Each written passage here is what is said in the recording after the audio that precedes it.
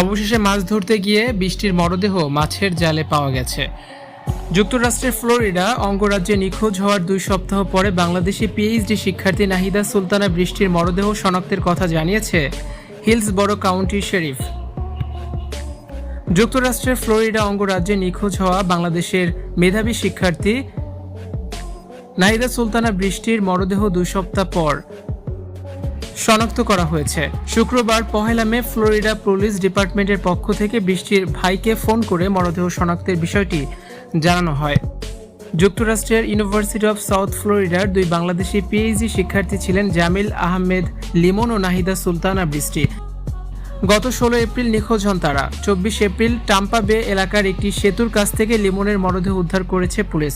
একই দিনে হিশাম আবু গারবে নামে লিমনের রুমমেট মার্কিন নাগরিককে সন্দেহজনক খুনি হিসেবে গ্রেপ্তার করা হয়। তবে এতদিন বৃষ্টির মরদেহ পাওয়া যাচ্ছিল না। শুক্রবার সেন্ট পিটার্সবার্গের উত্তর উপকূলে ছোট নৌকা চালিয়ে মাছ ধরার সময় এক জেলে শনাক্ত করে একটা দুর্গন্ধযুক্ত কালো ময়লার ব্যাগ থেকে বেরিয়ে আসে নাহিদা বৃষ্টির মরদেহ। হিলসবরো কাউন্টির শেরিফ চ্যাড ক্রনিস্টার শুক্রবার 1 মে এক সংবাদ সম্মেলনে এই তথ্য জানায়। তিনি জানান, ওই কায়াক চালক মাছ ধরার সময় তার ছিপের সুতা একটি ঝোপের মধ্যে আটকে যায়। সুতা ছাড়াতে তিনি যখন ঝোপের ভেতর যান তখন তীব্র দুর্গন্ধ পান। প্লাস্টিকের ব্যাগটি খোলা ছিল এবং ভেতরে লোনা পানি প্রবেশ করছিল। পরে বিষয়টি পুলিশকে জানান এবং তারা এসে মরদেহ উদ্ধার করে।